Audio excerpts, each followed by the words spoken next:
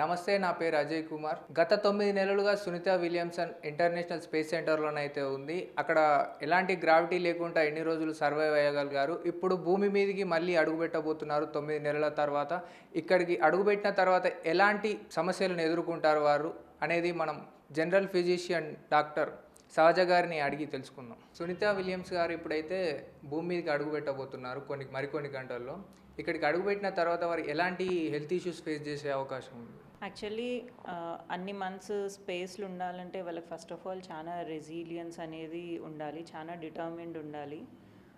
ఆస్ట్రోనాట్స్ని first train చేస్తారు, కొంచెం వాళ్ళని బాగా ఫిజికల్లీ అండ్ మెంటల్లీ హెల్తీ ఉన్నారు అని ఫిట్ అనిపించిన తర్వాతనే పంపిస్తారు.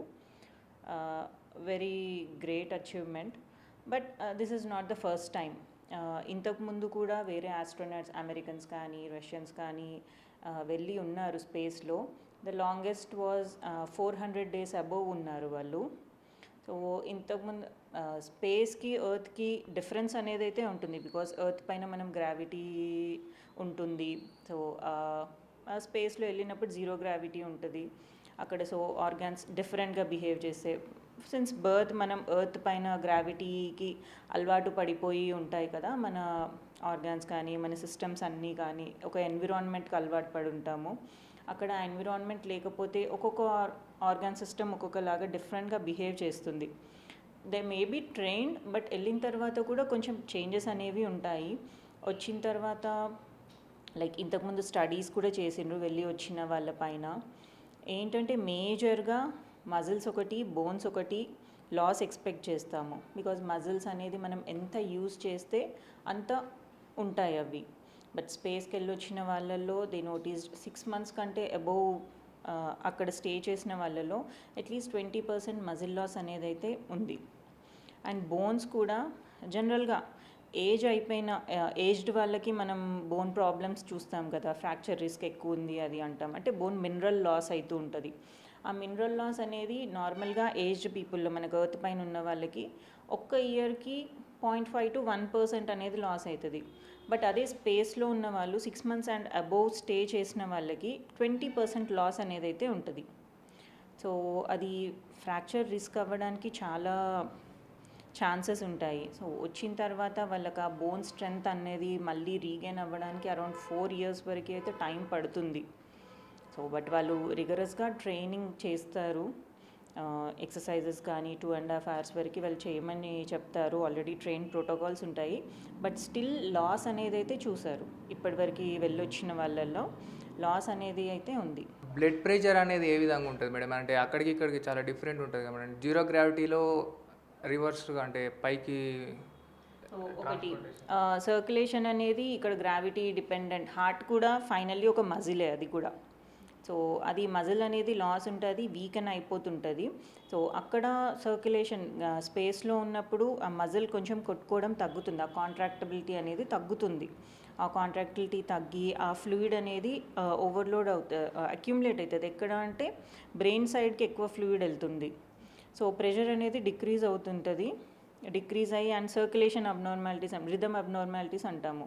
లైక్ హార్ట్ ఎగ్జాక్ట్లీ ఒకటే బీట్లో కొట్టుకోకపోవడం, అబ్నార్మల్గా కొట్టుకోవడం, అరిథ్మియాస్ అవి అంటాము, అది ఉంటుంది. అండ్ వచ్చిన తర్వాత వాళ్ళకి ఎక్కువ హార్ట్ అటాక్స్ రిస్క్ కానీ heart attack equivalents, angina equivalents అంటాం, ఆ రిస్క్ అనేది ఎక్కువ ఉంటుంది. సో హార్ట్ పరంగా అది ఎక్కువ చూస్తాము. అండ్ ఇంకొకటి ఫ్లూయిడ్ అనేది లైక్ బ్లడ్ ఎక్కువ బ్రెయిన్ దగ్గర అక్యుములేట్ అవుతుంది అంటున్నాం కదా, అక్కడ వెళ్ళి పూలప్ అవుతుంది. సో దానివల్ల ఏంటంటే వాళ్ళ కొన్ని విజన్ అబ్నార్మాలిటీస్, అంటే ఆప్టిక్ నర్వ్ అని ఒకటి ఉంటుంది మనకి మెయిన్గా చూడడానికి, మన కంటి చూపుకి ఆ నర్వ్ అనేది చాలా ఇంపార్టెంట్ ఉంటుంది. సో ఆ దాని దగ్గర పెరిగే వరకు వాళ్ళకి విజన్ అబ్నార్మాలిటీస్ ఉంటాయి కొంచెము.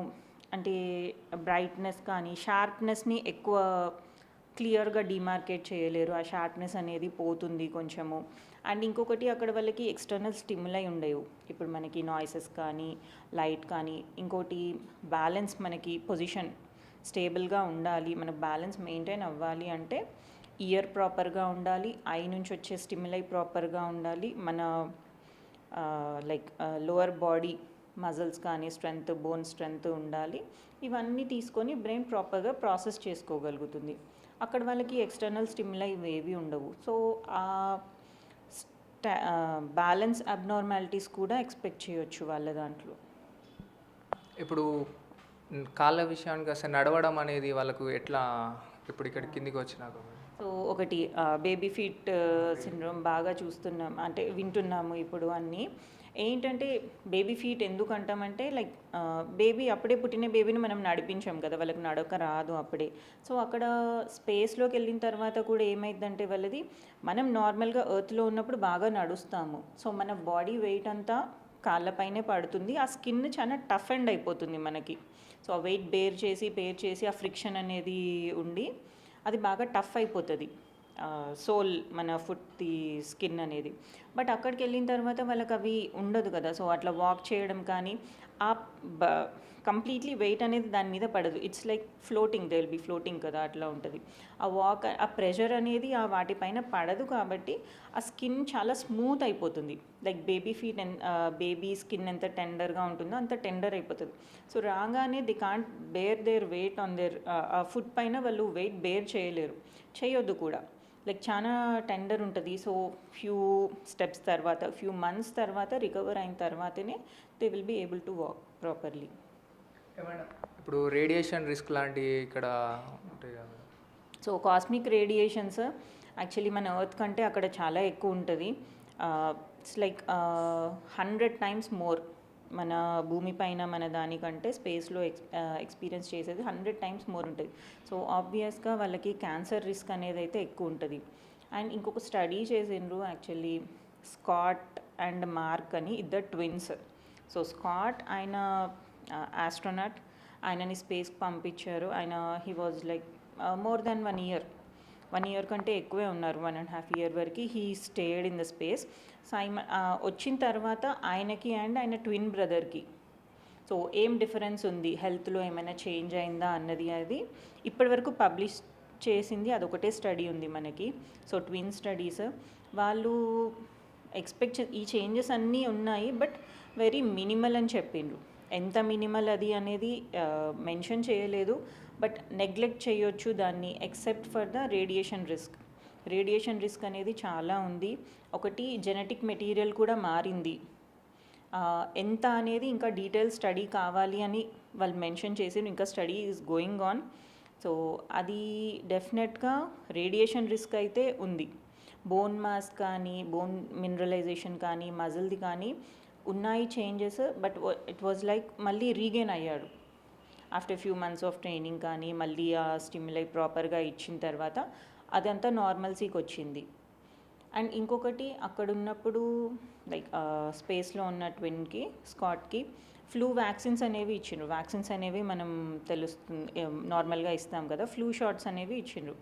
ఎర్త్ పైన ఉన్నప్పుడు ఒకసారి, స్పేస్లో ఉన్నప్పుడు ఒకసారి తీసుకున్నారు, మళ్ళీ ఎర్త్ మీదకి వచ్చాక 3rd dose ఇచ్చిండ్రు. సో 3 times ఆయనకి లైక్ వ్యాక్సిన్ ఇచ్చిన తర్వాత మనం కొంచెం రియాక్షన్ ఎక్స్పెక్ట్ చేస్తాము. లైక్ ఒక వైరస్ని పంపిస్తున్నాము, దానికి మన బాడీ ఎట్లా రెస్పాండ్ అవుతుంది అన్నది ఆ రియాక్షన్ చూస్తాము. ఫీవర్ రావడం కానీ, కొంచెం ర్యాష్, అది ఎక్స్పెక్ట్ చేస్తాము. సో 3 times, ఫస్ట్ స్పేస్లోకి వెళ్ళకముందు, స్పేస్లో ఉన్నప్పుడు, స్పేస్ నుంచి వచ్చిన తర్వాత the reaction was more or less the same. So body immunologically బాగానే రియాక్ట్ అవుతుంది, ఎక్కువ మేజర్ డిఫరెన్స్ ఏం లేదు అని చెప్తున్నారు వాళ్ళు. బట్ ఇంకొకటి టీలోమియర్స్ అని అంటాము, లైక్ అవేంటంటే మన ఏజింగ్ని డిఫైన్ చేస్తాయి అవి. సో అవి కూడా చేంజెస్ ఉండే స్పేస్లో ఉన్నప్పుడు, బట్ మళ్ళీ ఎర్త్ మీదకి వచ్చిన తర్వాత మాత్రం దేవర్ నార్మల్ అని చెప్పిండ్రు స్టడీలో. అంటే ఇప్పుడు అక్కడికి పోయినప్పుడు ఎలా అయినా ఇప్పుడు జీన్ మాడిఫికేషన్ అనేది ఖచ్చితంగా జరుగుతుంది అంటారా మేడం? ఆ స్టడీలో వాళ్ళు అదే మెన్షన్ చేసిండ్రు. బికాజ్ ట్విన్స్ అంటే మోరోర్లెస్ వాళ్ళకి జెనెటిక్ మెటీరియల్ అదంతా సేమ్ ఉంటుంది. వచ్చిన తర్వాత డిఫరెన్స్ అయితే నోటీస్ చేసినాము, అంటే ఎంత సిగ్నిఫికెంట్ ఉన్నది అన్నది ఇప్పుడే చెప్పలేము అని చెప్పిండ్రు. చేంజెస్ అయితే ఉన్నాయి, బట్ ఇమ్యూనిటీ అనేది మాత్రము నార్మల్గానే ఉంది, ఎక్కువ డ్రాప్ అవ్వలేదు అని చెప్పిండ్రు. జెనెటిక్ చేంజెస్ అయితే ఉన్నాయి, అంటే ఏ రకంగా అవుతుంది, ఇంకెట్లా ప్రోగ్రెస్ అవుతుంది అనేది ఇప్పుడే కంక్లూడ్ చేయలేమని చెప్పిండ్రు వాళ్ళు.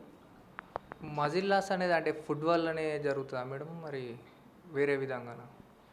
జనరల్గా మజిల్స్ అనేవి మన మన బాడీ హ్యూమన్ బాడీ ఎట్లా బిల్డ్ చేస్తుంది అంటే ఒక బోన్ ఉంటుంది, ఒక బోన్ చుట్టూ మజిల్స్ కానీ కార్టిలేజెస్ టెండాన్స్ అన్నీ ఉంటాయి. సో మజిల్స్ సపోర్టింగ్ ఉంటాయి. అండ్ మనం ఇప్పుడు జస్ట్ పెన్ ఇట్లా పట్టుకోవాలన్నా ఇక్కడ మజిల్స్ ఫ్లెక్స్ అవ్వాలి, సో అవి యాక్షన్లో ఉండాలి. ఇప్పుడు మాట్లాడాలంటే ఫేషియల్ మజిల్స్ అన్నీ యాక్షన్లో ఉంటాయి. ఈ మజిల్స్కున్న ఒక ప్రాపర్టీ ఏంటంటే మనం దాన్ని ఎంత ఎక్కువ యూజ్ చేస్తే అంత ఎక్కువ ఉంటాయి.